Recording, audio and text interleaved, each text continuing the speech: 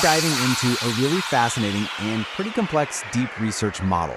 It asks us to look at power in a completely different way, not as something people just grab, but as a hidden structure, kind of like an operating system that might have been running in the background for thousands of years. So the whole thing really boils down to this one huge question. Could there actually be a blueprint for control, a kind of social software that has been quietly evolving from ancient times right up to the world we live in today? It's a provocative idea for sure. Let's unpack it. So here's how we're going to tackle this. First, we'll look at the basic idea, this hidden blueprint for power. Then, we're going to go way back to ancient Egypt, where this model says it all began. After that, we'll see how it got a major software update, how it eventually became almost invisible, and finally, we'll check out its modern toolkit, something called unstructured control. Okay, so right off the bat, it's really important to get one thing straight. We are exploring a model here, a way of seeing things. The point isn't to prove some grand literal conspiracy theory, but to use this framework to maybe spot historical patterns that we'd otherwise just completely miss. And this quote from the source material really hits the nail on the head. Think of the Egyptian matrix as an analytical tool. It's like putting on a special pair of glasses that helps you see the same shapes of power showing up again and again, even when the people, the places, and the centuries change. All right, let's do this. We're going to jump in our time machine and go back to where this model says the original blueprint was drawn up, the Nile Valley, thousands and thousands of years ago. The absolute foundation of this whole system was a concept called ma'at. Now, this wasn't just, a list of rules or laws. It was sold as the fundamental code of reality itself. It was the divine, cosmic order that made the pharaohs' and priests' power seem totally natural, completely unquestionable, like the sun rising every morning.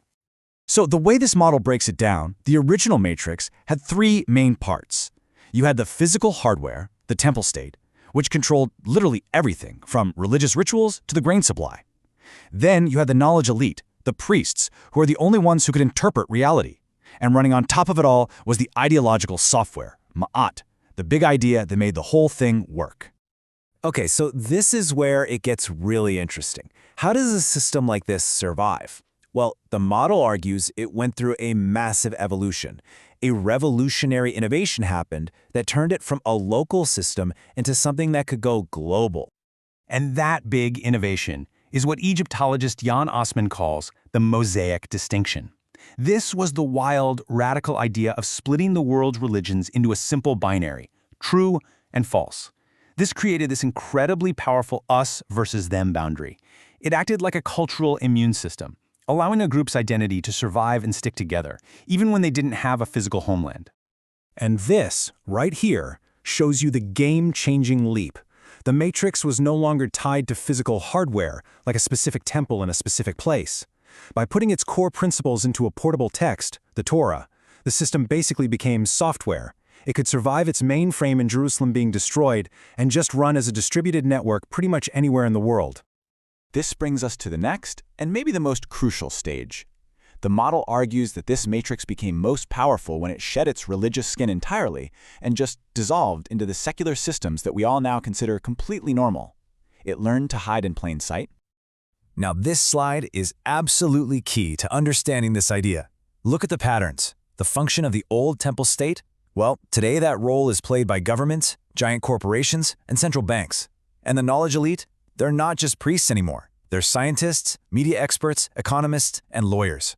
And the guiding principle, the software, it's not a divine text anymore. It's things that seem objective, like science, the law, or capital. So let's dig into this idea of new priesthoods a bit more. The basic job of interpreting reality and holding special, complex knowledge. That job didn't just vanish. No, it was just transferred to new secular groups who justify their authority in totally different ways. First up, you've got the scientist or the expert. Their authority comes from data, from the scientific method. They get to interpret physical reality for the rest of us, and their modern-day temples are the universities and research labs that produce what we all consider to be objective truth. Next, we have the financier and the economist. You could say they inherited the job of controlling resources. Just like the ancient priests managed the grain stores, modern financiers manage the flow of capital, using their super specialized knowledge of markets to direct the economic lifeblood of our entire society. Then, of course, you've got the bureaucrats and the lawyers. They're basically the modern scribes, writing down all the rules of the system. Their power doesn't come from some god, it comes from the state. And their sacred texts? They're the massive volumes of legislation and legal codes that structure almost every part of our lives. And finally, the media. They have what is maybe the most direct link to that ancient priestly job. They shape the dominant story. By choosing what counts as news and deciding how we should understand it, they pretty much define the boundaries of common sense and public opinion for everyone. So the big question is, if this matrix is now invisible and it's spread out across all these different institutions, how does it actually work? How does it exert control? Well, the model uses a framework to explain this, which is sometimes called the sufficiently general theory of management. This framework lays out a kind of hierarchy of power. Down at the bottom, you have the fastest but also the weakest and least stable tool, military force. But as you go up the list, the tools get way slower, but they become vastly more powerful and permanent.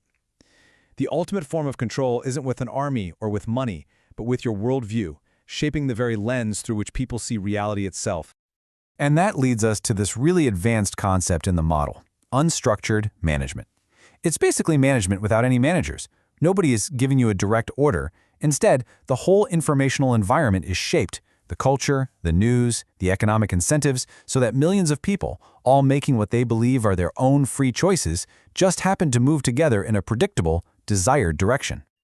Just think about it in real terms, right? When an education system drills a certain worldview into kids for decades, it creates generations of adults who think in a certain predictable way.